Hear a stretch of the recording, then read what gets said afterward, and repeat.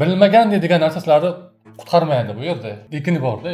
Keyinchalik bu narsa bizga ta'siri ham bor, shu tomondan o'ylab qo'yish kerak. Ixtiyoriy deportatsiya beramiz, to'lamasa majburiy deportatsiya beramiz degan. Haqoratli so'zlarni eshitish yoki kamsitishlarga ham yuzaga keladida. Mana shunaqa vaziyatlarda o'sha ishlayotgan ishchilar nima qilish mumkin? Komfort zonadan chiqa oladigan odam bu yerda ehtimoli yuqori. Noqonuniy ishlayotgan bo'lsalar, hech kimga aytganlarini, masalan, so'rasa, "Mayli, menga prosta sani shaxsiy ma'lumotini tasdiqlash uchun kerak xolos" deydigan bo'lsa ham bermaydi. Yaxshilik qilaman deb ozgina muammo kirishimga ozgina qolgan. Qurbon bo'lib qolayotganlar ham bor. Shu sohada pul ishlayotganlar ham bor ekanda. Noqonuniy yo'l bilan pul ishlayotganlar ham bor ekan. Immigratsiya vizani cho'zmaslik sababi haligi talabani o'zi qamoqqa haligi bir 2 oy 3 oy emasda, eng kam 6 oydan ko'p. Koreya davlatida faqat qizlar uchun, balki hamma uchun xavfsiz davlat degan stereotip bor. Hamma joyda kamera bor, xavfsiz zonalar ko'p deyshadi. O'zi bu stereotip qanchalik to'g'ri? Nikohsiz yashagan shunga o'xshash holat, tuhmatga ham qanchalik qanaqadir javobgarliklar bormi? Ikkita qonunbuzarlik bo'lgani uchun bu bolalar avtomatik deportatsiya kesancha bo'ladi. Ular o'ylaganchalik realliklar unchalik xavfsiz emas hozirgi holatda.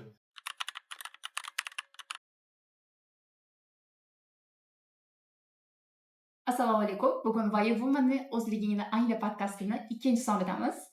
Bugungi bundagi suhbatimiz Koreyadagi o'zbeklarni qiziqtiradigan, umuman olganda juda ham murakkab vaziyatga soladigan mavzular haqida gaplashamiz. Misol uchun, ishdagi huquqiy vaziyatlar, til bilmaslik yoki bo'lmasa firibgarlik, oxirgi payt qiziq bo'layotgan voice phishing masalalari va o'z huquqlarini bilmagan holda har xil jinoiy ishlarga aralashib qolish haqida gaplashamiz.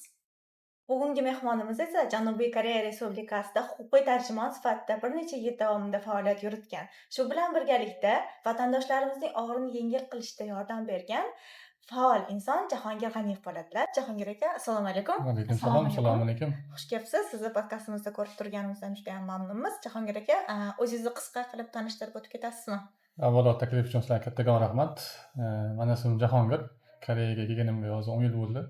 Shu 10 yil davomida birinchi Koreyaga til kursi, undan keyin bakalavr, magistraturani shu yerda bitirib, hozirda o'zim xususiy tadbirkorlik faoliyatini olib boryapman.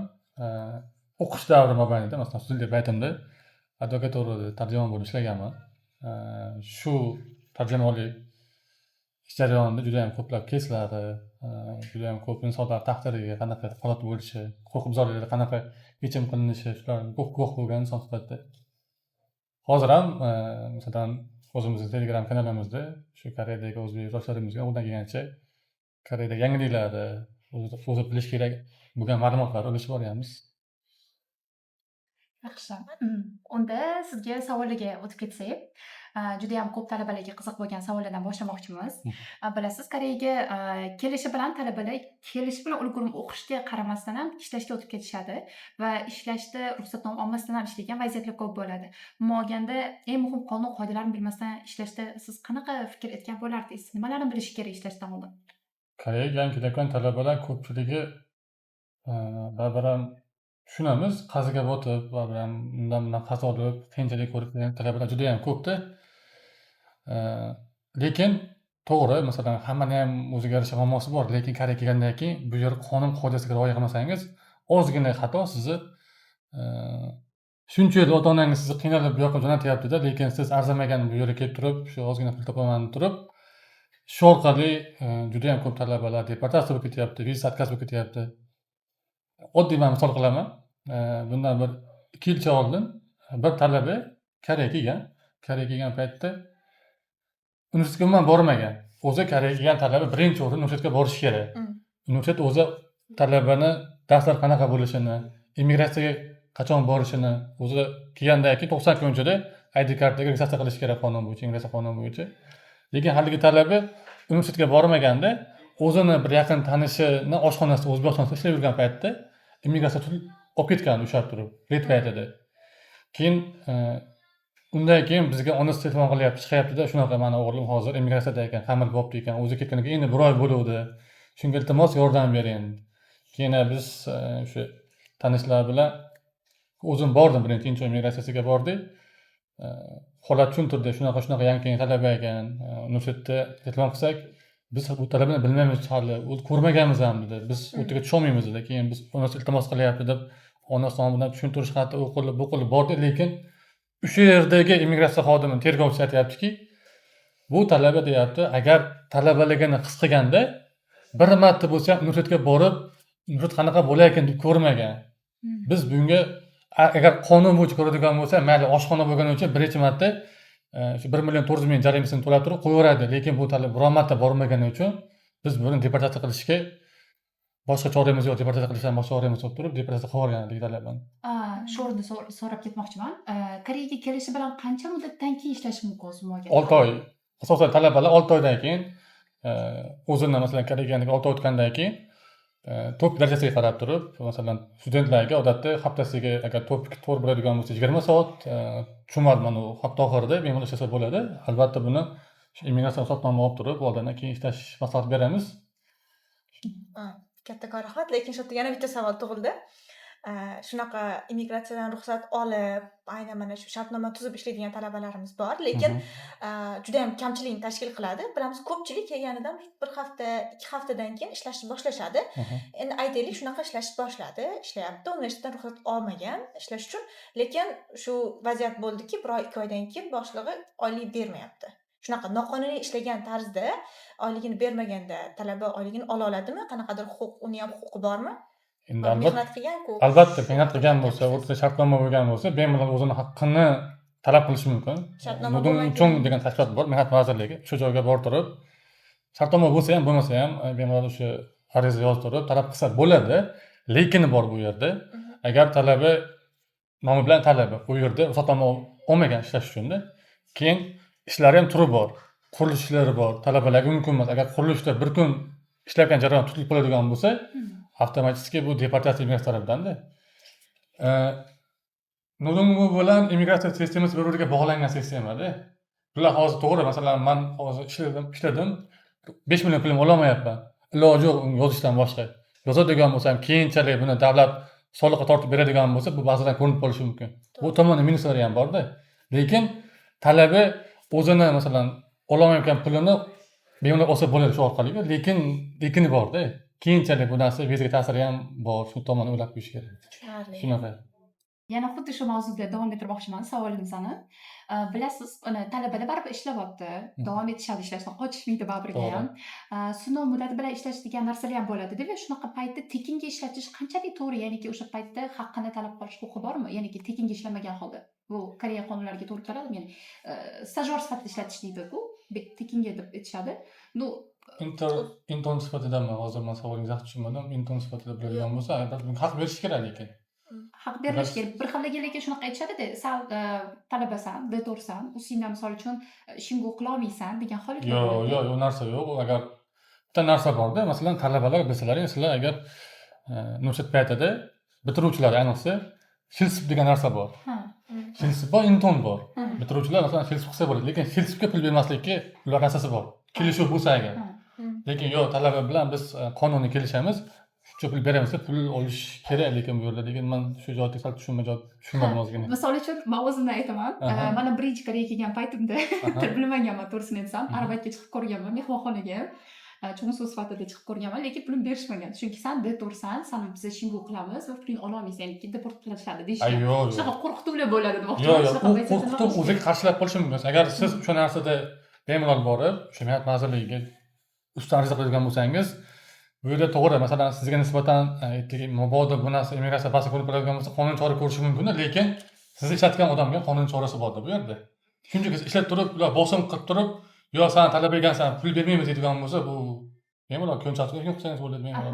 O'shanda mana shunaqa holatlar juda ko'p bo'lganmanda, boshida hozirgi holatimgacha, vaziyatimgacha va ular qanchalik ko'p zarar ko'radi, ya'ni ishlatayotgan, ular ko'p aslida. Ular qanchalik zarar ko'radi ishlayotgan odamga nisbatan, shuni ozgina solishtirib bera olasizmi? Endi bu yerda agar ularga nisbatan ikkita qonunbuzarlik qo'ygan bo'lsa, jarimasi katta-da. Qo'yim noqonuniy sizni ishga olgani uchun ham kamida 20 million 30 million jarima to'layapti. Shu tomoni ham bor. Keyin savobchasini cheklab qo'yib qo'yadi. Ishchi ololmaydigan turib, bu tomonlari ham bor. Shunaqa. Tushunarli. Hozir shu yerda yana bitta savol tug'ildi-da. ishlayotganlar, Koreyada ishlayotgan muhojirlarimiz judayam ko'pchilik bo'lmasa ham ba'zilar koreys tilini bilmasdan ishlayotgan holatlari ham bo'ladi. Shu sababdan ba'zida vazifalarni to'g'ri tushunmaslik holatidan xullas haqoratli so'zlarni eshitish yoki kamsitishlarga ham yuzaga keladida. Mana shunaqa vaziyatlarda o'sha ishlayotgan ishchilar nima qilish mumkin? O'sha kamsitishlarni ham o'ziga qarshi ishlatsa bo'ladimi yoki bo'lmasam shunaqa holatga to'g'ri kelayotgan bo'lsa, qanaqa dalillar yig'ish kerak? yoki Politsiyaga topshirish uchun. Bitta narsa bor, Koreya qonunchiligida ko'p narsa dalil isbotga gapiradida. Masalan, ko'pchilik 7-9 vizaga masalan ishchi vizalar deylik, 7-9 boshqami aytishadiki, xullas men keldim, ozgina ishladim, ish joyimdagi mana timjang yoki meni so'kiyapti, masalan, haqoratli so'zlar gapiryapti. Lekin men uni dalili yo'q, nima qilsam bo'ladi? Endi to'g'ri, borib turib shunga qilsa bo'ladi, ariza qilsa bo'ladi ular ustidan. Lekin isbot bo'lmasa buni To'g'ri. ochiqlash qiyin bo'ladi-da. Shuning uchun ham tinguv deydi, hamma yoqda isbot gapiradi. Agar rostdan ham siz so'kayotgan bo'lsak, yoningizda telefon bo'lsa, zapisga ovozli xabar qiladigan bo'lsangiz, shu orqali sizga isbot ishlaydi. Bemalol o'sha ishingizdan 7-9 viza bo'lsa, ishni отказ olmasdan chiqsa bo'ladi. Shuna holatda. Lekin bunda bemalol ustidan yozib turib, kurashlarlar chiqishida ehtimoli yuqori.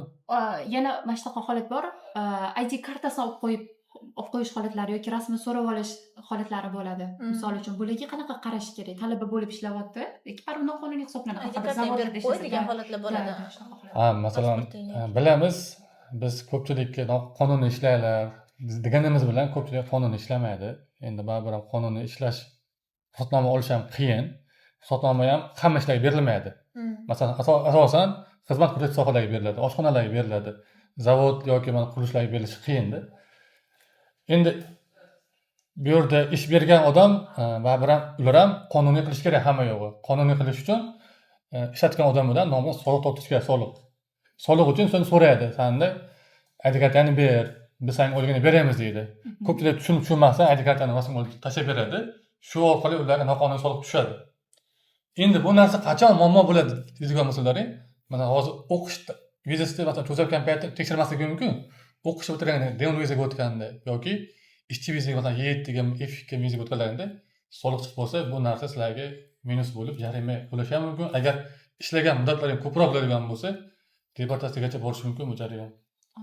Shuning uchun ham talabalar, umuman ishchi vizalar ham noqonuniy ishlayotgan bo'lsalaring, hech kimga ID kartalaringni masalan so'rasa, mayli menga просто sani shaxsiy ma'lumotingni tasdiqlash uchun kerak xolos deydigan bo'lsa ham bermaylar. Shuni bermasdan maslahat beramiz. Tushunarli. Juda ham foydali ma'lumot bo'ldi. Chunki juda ko'pchilik zavodlar deymizmi, qizlarimiz zavodga ishga chiqayotganda birinchi ID kartangni rasmini tashlab bergin, keyin biz seni chaqiramiz ishga deyshadi. Shu ham foydali bo'ldi. Masalan, mashinasiga men bitta misol qilaman.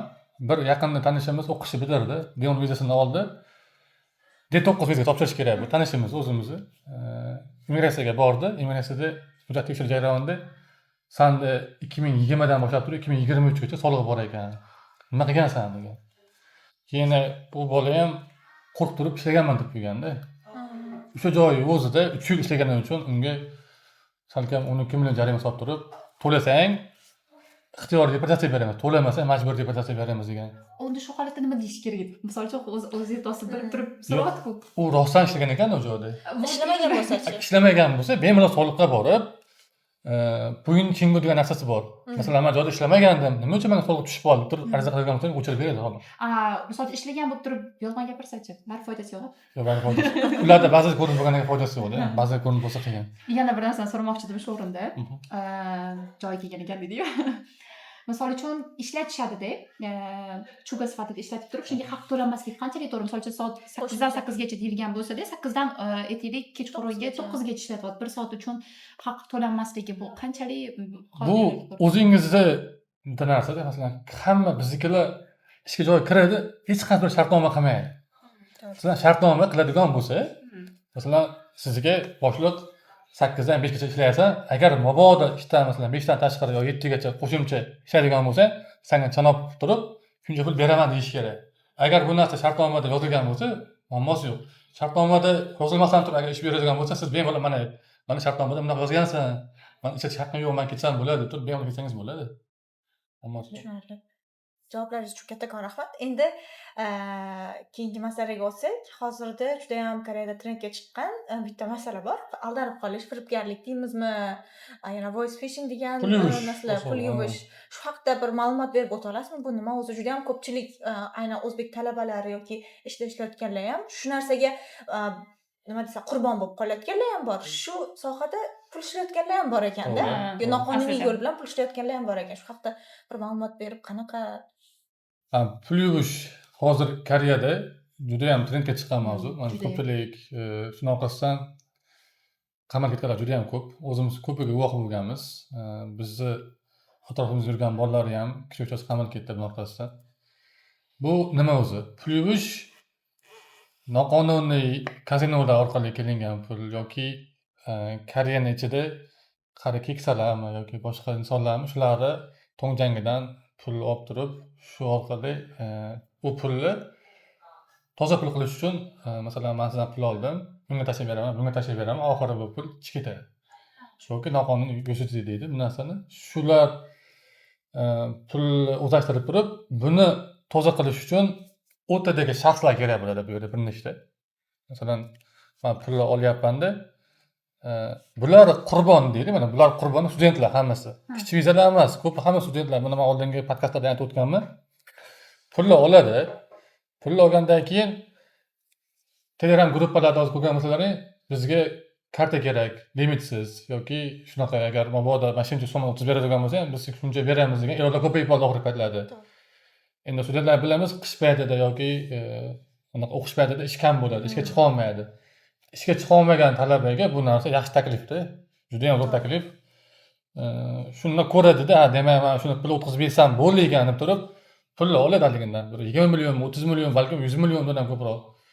Pulni olib turib, boshqa odamga tashlab beradi. O'shandan u orada 100 ming olar, 200 ming olar, 300 ming olar, unisini bilmaymiz. Haligi bola unga tashlab beradi, bunga tashlab beradi. U pulni yubormagan bo'lsa ham vositachi bo'ladi bu yerda. Jinoyatga sherik bo'ladi.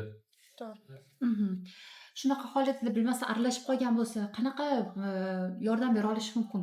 Qanaqa o'zini himoya qila olishi mumkin? Qanchalik keyin 50 50 deydimi, 80 20 deydimi, qanchalik foiz bo'ladi? Bu holatga aralashgan bo'lsa, buni yechimi oxiri hozir faqat qamoq bo'lyapti. Jarima ham qo'llanmayapti.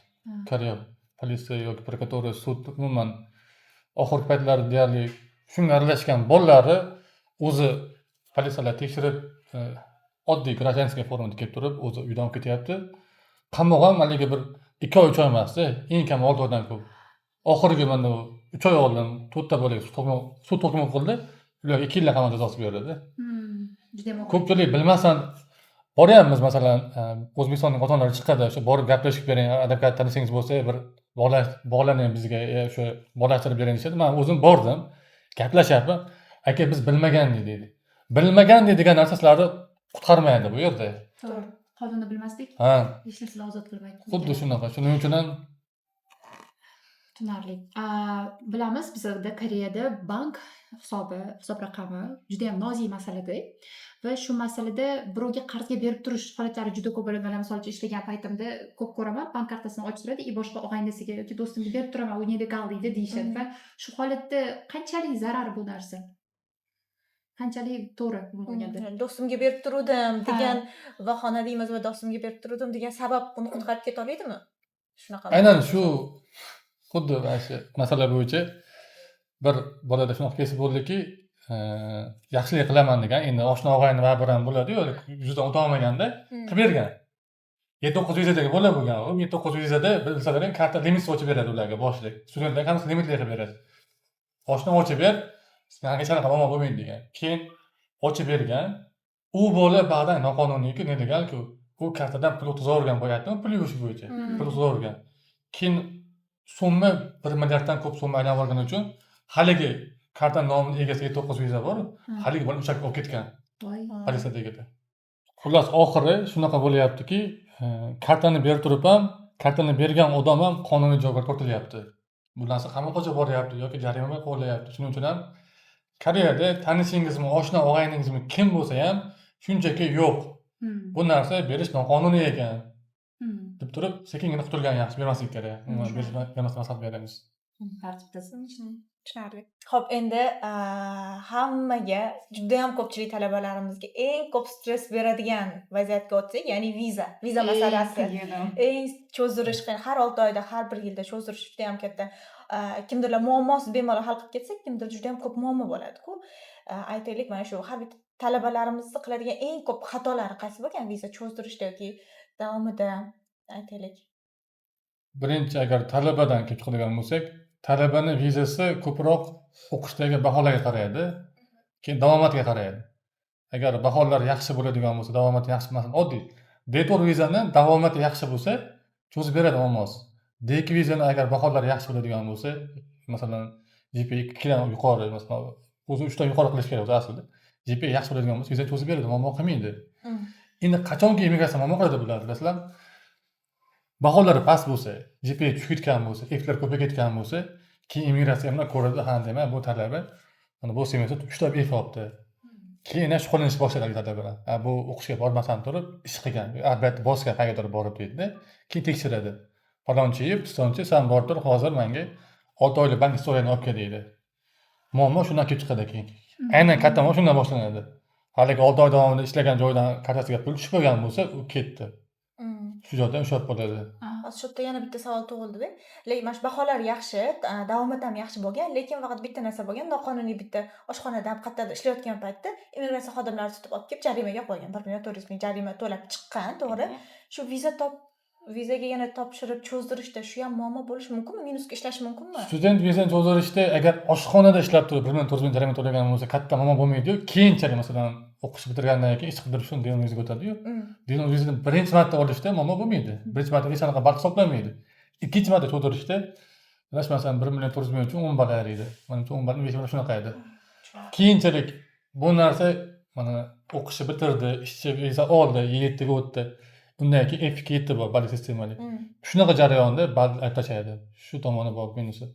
Tushunarli. Xo'p, agar bo'lmaganda talabalar o'qishni ham tashlab qo'yib, ishlashga o'tib ketayotgandagi talabalarni aytadigan bo'lsak, bular aynan nimalarga tayyor tursin? Sizni maslahatingizdan kelib chiqib, ya'ni qanaqa xavflar kutib tursin? Oldinda nima kutyapti ularni? Minus pluslari? Ya'ni noqonuniy muhojirlikka o'tib ketish, o'qishni Ya'ni tashlab. arbayt qilib o'tib ketishga o'zbekcha bo'lmaganda aytadigan bo'lsak.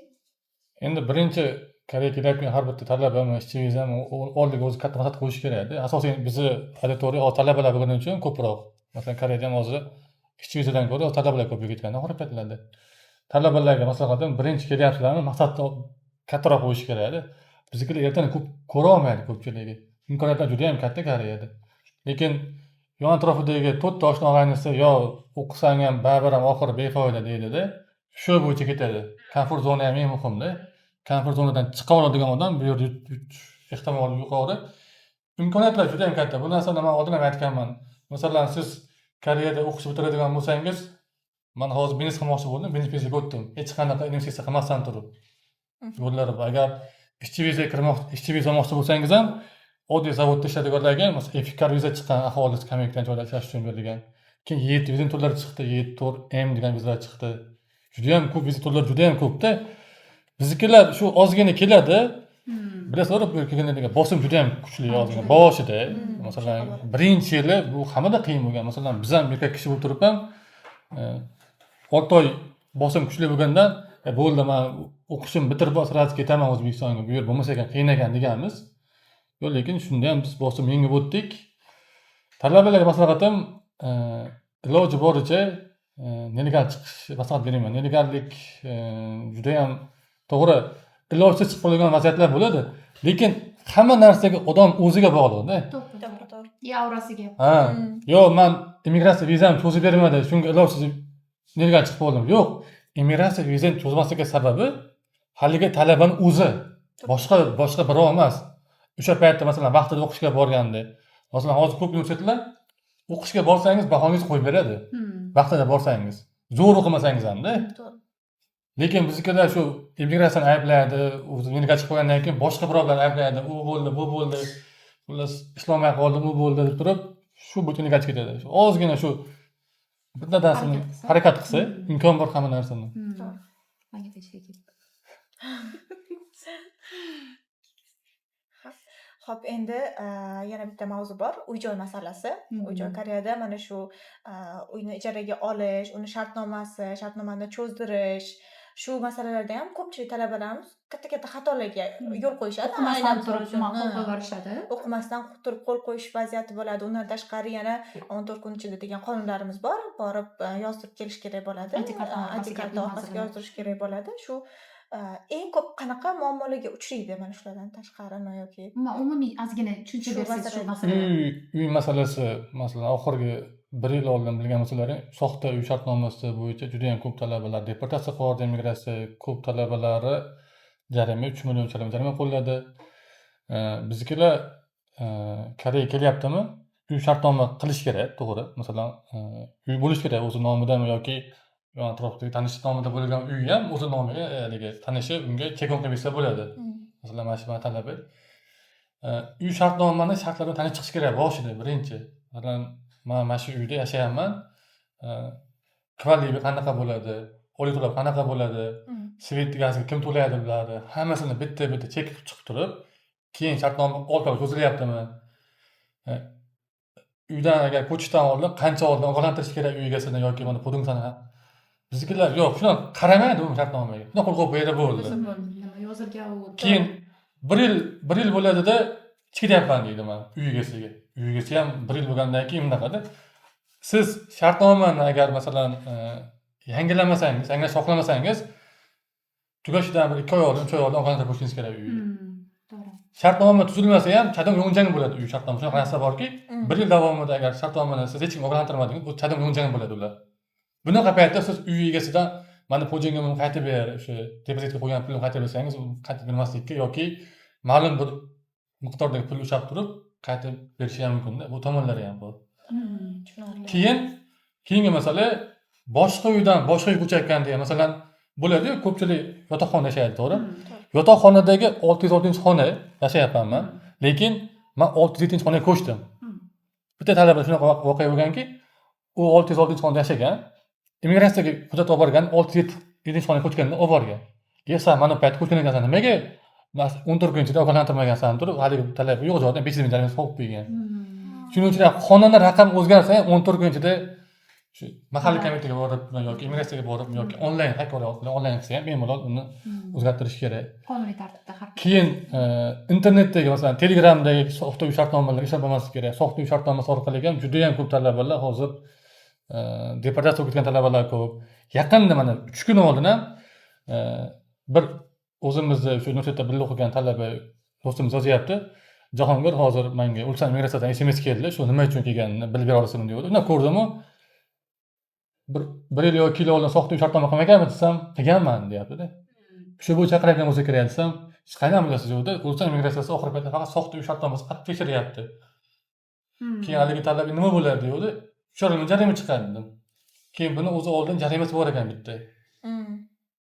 Ikkita qonunbuzarlik bo'lgani uchun ham bu bola avtomatik deportatsiya tesancha bo'ladi-da. Shuning uchun ham Telegramdagi soxta uy shartnomasimi, unaqa narsalarga e'tibor qiling. Umuman qilmanglar soxta uy shartnoma. O'zingizning nomlaringdagi shartnoma yoki o'sha do'stlaring nomidagi shartnoma bo'lsa ham bo'laveradi, muammosi yo'q. Keyingi masala universitetim Seulda, uyim Inchonda deylik yoki Tejonda deylik. Shunaqa holatda haligi nima desa bo'ladi? Uy shartnoma masofasi cheklov bormi?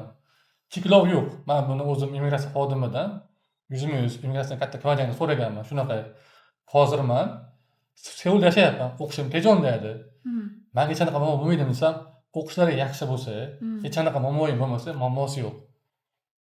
Keyin ba'zi universitetlar aytadiki, o'qishi mana shu joydan atrofida uy topishing kerak degan talab qo'ygan do'stlar ham bor. Agar haligi talabani nima uchun qo'yadi ular ham? Talab uzoq ketadigan bo'lsa, immigratsiya xodimlari ham bu joyda chekka joyda ishni bosyapti ekan o'ylashi mumkin-da. U tomoni ham to'g'ri. Lekin agar masalan men hozir o'qishim Tejonda, Seulda men o'qishga vaqtida borib, baholam yaxshi bo'ladigan bo'lsa, undan muammo qilmaydi. U tomoni ham. Aynan men o'zimda shunaqa keys, o'zim Seulda yashayman, universitetim Tejonda, lekin baholarim hammasi to'rdan baland. Muammo qilmaydi shunaqa paytda. Shunaqa shu tomonlarni ham bilsalar yaxshi. Shunaqa. Jahongir aka, undan ham qiziq bo'lgan mavzuyimizga qaytamiz, endi o'tamiz. Ya'ni qizlar Qizlarda har doim muammo juda ko'p bilasiz, umuman olganda. Oxirgi paytda mana Koreyaga kirib kelayotgan qizlar ham ko'p. Tajribalaringizga ko'ra, sizda qizlar qanaqa muammolar bilan ko'pincha murojaat qilishadi sizga? Endi qiz bola o'zini bunaqa muammolarni sal aytishi ham qiyin, lekin murojaat qilganlar ham bo'ladi albatta. Ko'pchilik yangi kelayotgan talabalarmi yoki boshqa vizada kelayotganlar ham ishonch borasida masalan qizlarga bo'ladi-yu, masalan Juda oddiy masala. Koreyaga kelgandan keyin ularga bu yerda yurgan eski bo'rilar deyiladi-yu. Ular tarafdan mehribonchilik ko'payib qoladida. To'g'ri. Bu mehribonchilikning orqasida endi hamma ham emas. Kimdir yaxshi tarafini o'ylab turib sizga yordam berayotgandir. Lekin hamma ham emas. To'g'ri. Besh qo'l barobar emas Besh qo'l deganda. barobar emas. O'zimizda ham bo'lgan bunaqa holatda to'g'ri. Haliga sizga yaxshilik qilaman deydida, sizga ish topishga yordam beradi. Yoki u yoq bu yoqqa birga borish mumkin yoki nimani ko'rsatish mumkinda, oxirida siz bilan qanaqadir bir munosabat oqlab bo'lishi mumkinda. Endi bu degani ishqiy munosabat yoki boshqa har xil insonlar bor. Juda ham ko'p ko'rganmiz. Bir talaba qiz yozyapti. Xullas, men Koreyaga kelganimga endi 6 oycha bo'ldi. O'qishimizni o'qiyotgan bir o'zimizning kurdosh o'zbek bola tinmay orqamdan yuribdi, men qarshilik qilsaman, shunga qanaqadir qonun chora ko'rsa bo'ladi. Men aytdim unga iltimos deb iltimos ham qildim, lekin baribir ham Instagramga yoki boshqa joylarga yozib turib, bezovta qilaveryapti emassan. Bu narsa menga boshqa tuyuladi, adam musofirda yolg'iz ayol yolg'iz qizlarga qo'rqinchli tuyulishi mumkin. Haqli odamlar bor hozir. Keyin aytdimki, bemalol siz o'sha yon atrofingizdagi ko'nchal suvga borib yoki shunaqa orqangizdan kelayotgan paytda politsiyaga yozib turib, mana stalking qilyapti, tahdid qilyapti turib, ishing yo'qsangiz bo'ladi. Ishing yo'qgan paytda u bolani sразу uchoq tiqib bormaydi. Birinchi u bolani olib kelib turib, ogohlantirish beradi. Kim bu deydi, ogohlantirish beradi. Sen masha qizga yaqinlashma. Agar mabodo yana biror yaqinlashadigan bo'lsa yoki SMS yozadigan bo'lsa, sening ustingdan mana shu tahdid qilish aybini qo'yib turib, qonuniy ish ochamiz deb turib, shunaqa holatlar ham bo'lgan. Shunga nima desa bo'ladi? Ehtiyot bo'linglar. Shunaqa insonlar bor. Endi yaxshi insonlar ham bor. Masalan, yaxshi tomondan sizlarga yordam berib, qo'ldan kelgancha maslahatlar berib yuradigan insonlar ham bor. Lekin orasida ham bu faqat hammaning niyati g'araz emas. To'g'ri. Endi hamma odam o'zini avrasiga qarabdi. To'g'ri. Hozir shu mavzuni aytgan ekansiz, mana shu joyda aytib ketmoqchiman. Stalking haqida gapirdingiz. Umuman olganda stalking, men ham uchraganman stalkingga. Menda bu holat bo'lgan, juda ham qo'rqinchli bo'lgan va men politsiyaga to'g'ri murojaat qilganman. Yordam bera olishganligi shu uyim eshigini tagiga politsiya mashinasi har doim kuzatuvda bir hafta davomida ishxonamga qo'yishgan. No, meni bitta aybim bo'lgan o'tda, ya'ni men oldindan уже shinko qilib bo'lganimdan keyin men seni deport qildiraman deb video chiqarib qo'yganman. To, что odam mendan уже qo'rqsin, to, что oldinga yaqinlashmasin degan ma'noda. Bu narsani men bilmaganman. To, что oldindan bunaqa murojaat qilish mumkin emasligini. Umuman olganda shunaqa qizlar bor, stalkingga uchraydigan o'zbeklarimiz tomonidan, umuman chet elliklar tomonidan, chunki bilasiz, nosog'lom insonlar ham ko'p Koreyada. Oramizda ham yurishadi mumkin, chunki qonuniy taraflama va shunaqa holatda, stalking holatlarida qizlar qonuniy jihatdan qanaqa yo'l tutish kerak? Xo'p, mana politsiyaga murojaat qildim. Umuman olganda o'sha murojaat qilib chiqish mumkinmi? Umuman olganda qanaqa tezroq o'sha ishni yutib chiqish uchun ham deb qarasa. Yo'q, albatta, birinchi agar rostdan ham shular tahdid qilayotgan bo'lsa, bunga yarasha isbotlar hamma talab beradigan bo'lsa, murojaat qilsalaring, birinchi ogohlantirish beryapti bo'yi boshida. Keyin esa sizlar qo'llaringga cho'ncha palcha beradi. Da, shungacha borgan. Shu narsani beradi. Agar shu inson yana sizlar taqiladigan bo'lsa, shuni bossadan sразу keladi shu joyga o'ziga. Bu tomoni bor. Agar shundan keladigan bo'lsa, haligini ushlab turib, ichkariga tiqib turib, shu bo'yicha qonuniy chora yoki jarima qo'llashi mumkin. To'g'ri. Bu yerda jarimadan qutulishi mumkin, lekin bu jarima stalking bo'lgani uchun immigratsiya bunga jiddiy qaraydi. 1 million jarima chiqsa ham depressiyaga borishi ham mumkin. Chunki stalking birovning hayotiga tojik bo'ladi olganda. O'zi mana shu Koreya davlatida nafaqat qizlar uchun, balki hamma uchun xavfsiz davlat degan stereotip bor. Hamma joyda kamera bor, xavfsiz zonalar ko'p deyshadi. O'zi bu stereotip qanchalik to'g'ri? Rostdan ham xavfsiz davlatmi o'zi Koreya? Biz ham shunga ishonib kelganmiz hattoki. Instagramda ko'pchilik voy Koreya juda ham xavfsiz, qizlar uchun bemalol kasallar ham bo'ladi. Yo, mayli kelinglar, hech kim kelishga qarshi emas. Lekin ular o'ylaganchalik real Koreya juda xavfsiz emas hozirgi holatda. Koreyada bilamiz, koreyslar orasida ham manaklar juda ham ko'payib ketgan. Mana oddiy misol qilaman, bundan 2 oycha oldin bir koreys u hayotdagi stresslar tufayli yo'lda ketayotgan bir qizni o'ldirgan. Keyin o'sha prokuraturadan chiqayotgan paytda savol beryapti unga, nima uchun o'ldirding deyapti. Mani hayotim buncha qiziqish qolmadi, shuning uchun o'ldirdim deyapti. Boya stalking masalasi bo'yicha ta'qib qilib, haligi qizga erisha olmagandan keyin buni o'ldirib ketishganlar ham juda ham ko'p ekan Koreyada. Juda ham ko'p. Bosim Ha. kuchligidan. Bu deganim to'g'ri hammani ham bunaqa qilib o'ldirib keta olmaydi. Lekin hozirgi holatda unchalik xavfsiz ham emas. To'g'ri. Jahongir aka, mana siz ancha yildan beri yashaysiz va huquqiy taraflama tajribali inson sifatida siz hozirgi kelayotgan, umuman yoki Koreyada yashayotgan ayol va qizlarga qanaqa tavsiya berarsiz, qanaqa maslahat berardingiz? Nimalarni qilish yoki nimalarni qilmaslik, nimalarga tayyor turish kerakligi to'g'risida ozgina o'zingizdan kelib chiqib bir tushuncha berib ketsangiz xursand bo'lardik. Endi ayollar masalasida juda ham men ko'p gapirishni aslo qilmayman, lekin men bilganim ayol kishi agar baribir musofir yurtda o'zi uchun o'zi kurashish kerak, bu yerda tanish bilish yo'q. Endi erkak kishi bo'lsa-ku oshna og'aynim qilib o'zini eplab ketadi, lekin ayol kishi ozgina qiyin baribir ham. Birinchi o'rinda o'ziga ishonish. Keyin atrofdagi, boya aytdim, atrofdagi har xil yaxshilik qilmoqchi bo'lgan insonlarni niyatidan noto'g'ri foydalanish oqibatida bularga ziyon bo'lishi mumkin. Ya'ni ayol kishi ular orqasida ota-onasi ishonmayotgan. Shu tomonlarga ozgina ehtiyot bo'lish kerak. Keyingisi kechasi, kechqurunlari ko'chaga o'zi chiqmaslik. Har xil insonlar bor. Masalan, karslar ko'p bilamiz, ichish narsa. Ularda suv ichish yoki masalan ichkilik oddiy, tabiiy holat. To'g'ri. Noodatiy holat emas, tabiiy holat. Shuning uchun ham har xil holatda bo'ladi, ichgan odam. Ko'chaga chiqqan holatda agar noto'g'ri harakatlar orqali haligi qizga zarar yetkazish mumkin. Shuning uchun ham bu tomonlarga ozgina e'tiborli bo'lish kerak, ehtiyot bo'lish kerak. Koreya ham hozirgi holatda Instagramda ko'rgan unchalik xavfsiz davlat emas. Ham har bitta qizmi, erkakmi o'zi uchun ehtiyot bo'lish kerak bu yerda. Mas'uliyat o'z bo'ynida. Mas'uliyat hammasi o'zining bo'ynida. Har xil odamlarga ishonmaslik kerak. Bu yaxshilik oqibatini qurbon bo'layotgan insonlar ham ko'p. Oddiy misol, xullas bundan 2 yil, 4 yilcha oldin bir qiz yig'lab telefon qilyapti bizga. Men nelegalman o'zim. Ya'ni vizam отказ bo'lib ketgan, nelegal holatga chiqib qolganman. Hozir men jinsiy tajovuzga uchradim bir inson tarafidan. Keyin batafsil o'rgandik. Hozir men nima qilsam bo'ladi? Agar bu inson menga aytayaptiki, agar mabodo ustimdan shunga qiladigan bo'lsa, men seni deportatsiya qilib yuboraman, sen nelegalsan. Bu bo'lani videosi bo'lgan ekan. Qo'rqitgan. Sen agar mabodo yozsang, shuni bosimni ichida haligi qiz 3 oy yashagan. Ichingdan ayta olmagan bu narsani. Keyin biz advokatura bilan gaplashib, o'sha joyda yaqindagi politsiyaga murojaat qildik. Keyin bitta narsa borki, jinsiy zo'ravonlikning qurboni bo'lgani uchun u nelegal bo'lsa ham hech qanaqa uni report qilib immigratsiyaga topshira olmaydi ular. Keyin ular manaqa ishi boshlanadi-yu, masalan, ishi politsiyaga o'tgandan keyin prokuratura, sud, ungacha jarayon 6 oy ketadi. Jinsiy zo'ravonlik qurbonlariga Koreyada immigratsiya tarafidan G1 12 viza turi bor. Shunaqa insonlarga viza turi qilib beradi. Shu jarayon tugaguncha.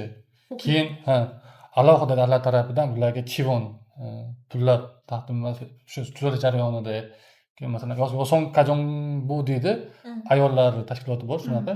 Shular orqali juda ham ko'p ma'lumotlar olsa bo'ladi ayollarimiz. Ancha davlat yordam beradi. Davlat yordam beradi huquqiy tarafdan. Shuning uchun ham nelegal ekanman, har kim har qancha bosim qilsa bo'ladigan emas. Bemalol shunaqa vaziyatda yon atrofingizdagi politsiya bo'limiga borib murojaat qilgan bo'lsangiz, nelegal ekansan, sizni immigratsiya topshira olmaydi. Shu savoldan kelib chiqib yana bir savol tug'ildi. Umuman olganda bizani bilasiz, yigitlarimiz ham qoni qaynoq bo'ladi. Yigiga kelishgan yigitlarimiz ham bor. Hattoki hozirgilari hatto muomala qilishni ham bilishmaydi-da. Umuman olganda o'z bilmagan holda stalking qilib qo'yayotganligini qattan bilishlari mumkin yoki umuman olganda yigitlarimizga qanaqa maslahat berasiz? Ya'ni gap ochiq bizada O'zbekistonda oddiy holat-ku, lekin Koreyada bu qonuniy taraflama mumkin emas, misol uchun. Ular qaysi darajada qizlar bilan qanaqa muomala qilish kerak? Ya'ni qonuniy tarafdan ozga tushuntirib bera olasizmi? O'g'il bolalar uchun ham, ya'ni o'zini huquqiy tarafdan to'g'ri ish qilamanmi, yo'qmi degan savol tug'ilgan bo'lsa demoqchiman-da. Ya'ni erkak kishi baribir ham birinchi o'rinda o'zini sal bosib olgan bo'lish kerak. Ras qiz tarafga to'g'ri, masalan, yoqtirgan odam o'zi birinchi bor qiz tarafga yozishi mumkin, SMS yozishi mumkin yoki o'rtadan bir gaplashib ko'rish harakat qilish mumkin-da. Lekin bu harakat davomiy bo'lmasa kerak. Agar bir marta yoki ikki marta rad etildimi, bo'ldi, shu joyda to'xtatish kerak. Bu davomiy bo'ladigan bo'lsa, haligi bolani bu yerda jinoiy javobgarlikka tortish mumkin-da. Shuning uchun ham kimgadir yozinglarmi yoki kimgadir taqiqlayapsizlar haligi, qo'rqmasdan bo'lyapsizlarmi, agar o'qish qarshi qiladigan bo'lsa, bo'ldi, shu joyda to'xtatish kerak. Tinmay SMS yozib, tinmay bezovta qilgan bo'lsalaring, u qizlar ham baribir hozir Koreyada ko'pchilik o'zini huquqini juda yaxshi biladi hozir. Ustidan yozadigan bo'lsa, haligi yo'q joydan ular qahramon bo'lishi mumkin. Shunda umuman olganda nafaqat o'zbek, balki koreys qizlariga ham gap otish ham mumkin emas. Qanaqadir imo ishora qilish yoki ularni ta'qib qilish, o'zbekcha bilib qolishsin deyman-da. Ayniqsa masalan hozir ko'pchilik yoshlarimiz, masalan Koreyaga kelgan talabalar hafta oxiri juma kuni va shanba kunlari Hongdae tarafga yoki mana Itaewonda klublarga borishadi. Klublarga borganda shu klubni orqasidan juda ham ko'p bolalar deportatsiya bo'lib ketgan. Masalan, klubga borganda ozgina ichadi, ichgandan kayf bo'ladi. Kayf bo'lgandan keyin nimadirlar qilgisi kelib qoladi. Shu yerda har xil qizlar bor, hammasi yomon qiz emas, yomon bo'lmaydi. Har xil noto'g'ri harakat qilib qo'yishi mumkin. Masalan, qizlar u joydan bu joydan noto'g'ri harakat qilib ushlab qo'yib, shuni orqasidan deportatsiya bo'lib, jarima, kattaroq jarima chiqib ketgan bolalar juda ham ko'pini bilaman. Nima bo'lsa ham birinchi o'rinda Koreyaga kelyapmizmi, musofir yurtidami, yigit kishimi, erkak kishimi iymonini ustun qo'yish kerak. Endi hammaga mana bunaqa qilmanglar, klubga bormanglar, noqonuniy ishlamanglar deganlar hamma o'zini bilganda qiladi baribir. To'g'ri. Izzat qo'yish bizni vazifamiz. Kim qanaqa bundan xulosa qiladi, hammani o'zini ishi. Shunaqa. Tushunarli. Mana shu aynan qonunbuzarlik deportatsiya haqida ko'p gaplashdik. Shunda ham tajribali inson sifatida yana shu savolni oydinlashtirmoqchimiz. O'zi o'sha Koreyada aynan o'zbekistonliklar tarafidan qaysi jinoyatlarni sodir qilib deportatsiya bo'lish holati eng ko'p uchragan? Sizni tajribangizdan kelib chiqib yoki bo'lmasam noqonuniy muhojirlar deymiz desak, aytaylik, noqonuniy bo'lib ishlashyapti. Jim yursam bo'ldi, pulimni ishlab ketaman deb o'ylashadi. Lekin ularning o'sha eng katta riski nimada turadi? Qanaqa? Hozirgi holat bo'yicha eng ko'p jinoyatlar hozir bo'lyapti, pul yuvish bo'layotgan bo'lsa, undan oldin pravas mashina haydash, keyingisi studentlarga eng yomon tarafi ko'pchilik bolalar qurilish tomonidan yaxshi pul berayotgan qurilishlarga chiqishadi-da, lekin o'sha joyda red bo'lgan paytida bir marta bir kun ishga chiqqan bo'lsa ham qurilish bo'lgani uchun ham deportatsiya bosib beradi. Emigratsiyaga dod, voy, men Koreyaga 10 yil bo'ldi deyishga qaramaydi. Sirasi deportatsiya bo'lib beradi. Keyingisi o'sha soxta uy shartnomasi orqali ham juda ko'p o'tgan yillar, bundan oldingi yillari ko'pchilik talabalar deportatsiya bo'lib ketishdi. Keyingi mana bu yerda o'tdim. Pravas mashina haydash, haydovchilik guvohnomasi mashina haydash holatlari juda ham ko'p bo'lib turib, ko'pchilik Koreyaga kelgandan keyin mashina juda ham arzon bu yerda. O'zbekistonda bilamiz, bitta mashina olish uchun ancha harakat qilish kerak, ishlash kerak bo'ladi. Bu yerda agar bir hafta harakat qiladigan bo'lsa, bitta mashina ham olsa bo'ladi. Lekin biznikilar shu qonun qaynoq turadi ichida. Qonun qaynoq turadi, shu mashina olishadi. Hali prava yo'q, hali u mashina nomiga o'tkazilmagan, sug'urtasi yo'q umuman. Mashina shuni olib turib 2-3 harakatdan avariya bo'ladi. Katta mashina boshlanadi. To'g'ri, masalan, avariya bo'lsa, immigratsiya tarafdan qanaqadir muammo qilib, haligi vaziyat qilib turib ketsa bo'ladi. Lekin u yerdagi jabr miqdori, masalan, agar aybdor siz bo'ladigan bo'lsangiz, birinchi o'rinda pravas mashina haydaganingiz uchun, sug'urtasi bo'lgani uchun, keyin yo'l harakati qonuni buzilgani uchun 3 ta buzarlik qilib, qonun buzarlik qilib turib, sizga kamida jarima 5 million. Eng katta muammo jabrlangan tarafi hamma xarajatlarni hisoblab berishingiz kerak. U yerda agar mashina ichida adashib 3 ta odam bo'ladigan bo'lsa, har bitta odamga sug'urta 3 million, 4 million qoplab beradi. Agar mashina sal qimmatroq bo'ladigan bo'lsa, juda katta summa chiqadi. Bolalar 15 million, 20 million summa chiqarib bergandan keyin eplolmasdan O'zbekiston qochib borganlar ham ko'p. Jahongir aka, yana ozgina bir savol tug'ildi. Bu savoldan keyin qizlar masalasida, misol uchun Koreyada nikohsiz yashaydiganlar bor yoki nikoh bilan yashaydigan, ikkinchi, uchinchisi qilib yashaydiganlar bor. Bunga qanaqadir Koreya qonunlariga zid yoki qanaqadir qonuniy tartibda huquq buzilishi deydimi, shunga o'xshash qonun taraflama bormi qanaqadir qonuni? Yoki umuman olganda bunaqa vaziyatlar ummasida bo'lganmi? Shu asnosida huquqlari buzilishi yoki poymol qilinishi va shu orqasidan qanaqadir mana misol uchun Kim Nozima holatini hattoki tuhmatgacha qilishdi. Nima? Nikohsiz yashagan, shunga o'xshash holatda tuhmatga ham qanchalik qanaqadir javobgarliklar bormi? Endi u tuhmat, nikohsiz yashash o'zi asli bizni dinimiz bo'yicha qat'iy taqiqlangan bo'ladi. Nozima masalasida man juda ham ko'p narsa qilmayman. Boshqa misollarga keltiraman. Bir kun kechqurun bir qiz yozyapti. Xullas biz hozirgi turmush o'rtog'im bilan birga yashardik. Lekin undan O'zbekistonda oilasi bor ekan. Men uni bilmagandim, aytmagan ekanman. Bilmayman, shunaqa bo'lgan holat bo'lgan ekan. Endi haligidan farzandli bo'lgan, ular farzand homila holatda bo'lgan. Buni eshitib turib, farzandli bo'lganini eshitib turib, haligi bola ketib borgan O'zbekistonga. Shunga qanday qonuniy chora ko'rsam bo'ladimi? Bitta yomon taraf qonuniy chora ko'rish qiyin bu holatda. Nikoh yo'q orada. Ular endi shar'iy nikoh qilganmiz, o'qiganmiz-ku. Orada kim sarson bo'ladi? Orada mana homila holat bo'laydi, bu farzand tug'ilishi bor, ayol kishi sarson bo'ladi bu holatda. To'g'ri. Aqlga bo'lgan holda. Kuchli zarba ayol kishiga tushadi. Keyingi masala, masalan, aynan shu farzand tug'ilgandan keyingi masala ham ayol kishi o'ziga qiyin bo'ladi. Shuni ustidan yozib bersam bo'ladimi? Masalan, men bilan birga yashayapti, shunaqa so'kyapti yoki nima qilyapti. Yoki meni zo'rlab yozib bersam bo'ladimi deyishdi hamda. Keyin to'xtab turing. Siz bilan birga yashagan jarayoningizda sizni hech qanaqa bir shunaqa ish qilishga sizni taqiq qilmaganmi dedim. Yo'q, unda qanaqa yozib berasiz dedimda. To'g'ri, Koreyada ayollar haqlari juda baland turishi mumkin, lekin o'rtada hamma yoq harbiy kelishuv asosida bo'lgan bo'lsa, bunga ular qonun chora ko'ra olmaydi-da. Endi haligi u xotinni shu qizni majburlab shu joyga olib kirib birga yashasam degan bo'lsa, unda boshqa masala, lekin u yerda ikki tomon ham kelishuv asosida bo'lgan-ku. Endi bu yerda to'g'ri erkak kishi nomardga chiqib bo'lishi mumkin-ku, lekin bu yerda muammo ikki tarafda-da. Sizda ham bor, ayolda ham bor. To'g'ri. Muayyan. Jahongir aka, bizda shunaqa an'anamiz bor, shakllantirdik buni. Sizdan oldingi bizda podkast mehmonimiz bo'lgan Shahzoda Buzrukova sizga atab savol qoldirganlar. Shu savolga javob berib va o'zingiz ham shu o'zingizdan keyingi odamga savol qoldirasiz. Xo'p, savollari siz qilgan xatolaringizdan olgan nima deydi? Darslaringiz haqida nima deysiz? Qilgan xatoydan olgan darsim, men o'zim yon atrofimdagi insonlarga yaxshilik qilishni yaxshi ko'raman. Bir insonga yaxshilik qilaman deb ozgina muammo kirishimga ozgina qolgan. Ya'ni bankshot masalasi bo'yicha kechqurun menga yozyapti inson. Jahongir, men ayolimni chaqirmoqchiman. Bundan bir 4 yilmi 3 yil oldingi voqeada bu. O'shanga menga bankshotga ozgina pul kerak bo'lib qoldi. Bir 5 million yetmayapti, shunga yordam qila olasizmi deydi. Ha, bo'ldi dedim. O'zi asli pul menda yo'q edi. Biz o'zimiz universitet gruppasida borlar bor tanish, borlar shunaqa pul kerak bo'ldi desam, endi borlar ham biriga ishonadi. Shuni shu tashladim, yig'ildi pul. Keyin unga men ham yaxshilik qilyapti, pul tashlab berdim. Ertasi kunga soat 12dan keyin pulni qaytaraman dedi haligi bola. 12 bo'ldi. Ha, demak uxlab qo'ygan bo'lsa kerak deb parvo qilmadim-da. Keyin ertalab turib yozyapman soat 8da.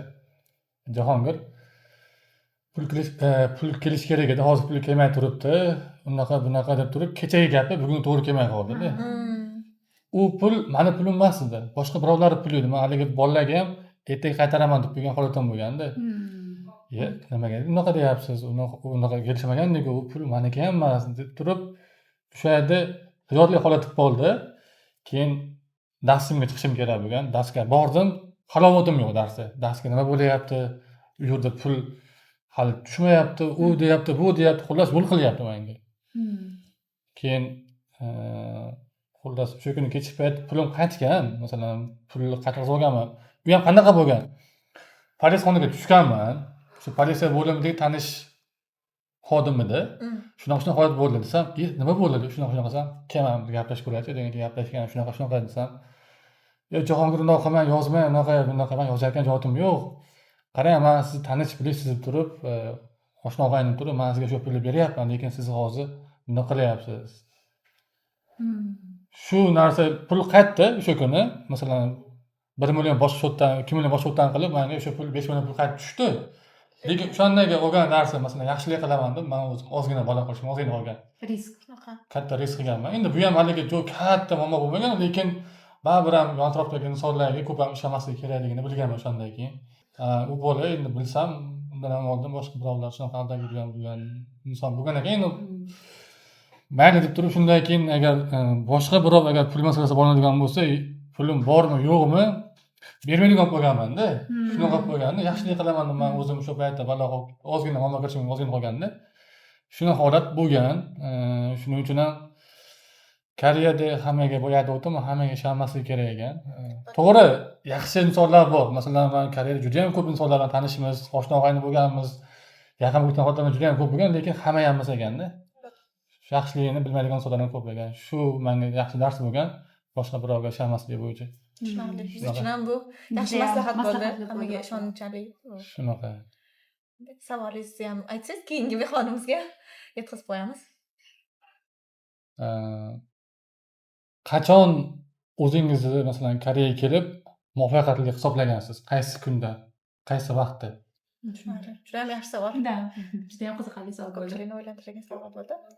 Jahongir aka, qimmatli va samimiy suhbat uchun sizga kattakon rahmat aytamiz. Vaqtingizni ayamasdan kelib, o'zingiz tajribalaringiz bilan bo'lishganingizdan juda ham mamnunmiz. Bugungi suhbatimizdan bitta narsani anglashimiz mumkinki, ko'plab muammolar qonunni buzganimiz uchun emas, qonunni bilmasligimiz orqasidan kelib chiqargan.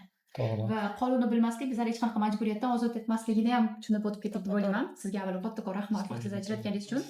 Va bugun aytgan bo'lardim, menimcha nafaqat bizga boshqalar uchun ham eshitayotgan, bizlarni ko'rib turganlar uchun ham ongli ravishda, ishonchli ravishda, umuman olganda siz uchun Koreyada yanada qanaqa xavfsiz yashashingizda imkoniyat bera oladigan qisqa bo'lsa ham biza ma'lumot ulasha oldik va shunaqa podkastni eshita oldingiz deb o'ylayman. Agar sizga qanaqadir manfaatli bo'lgan bo'lsa bugungi podkastimiz, biz juda ham mamnunmiz va bizani kuzatishda davom eting. Kattakon rahmat. Rahmat.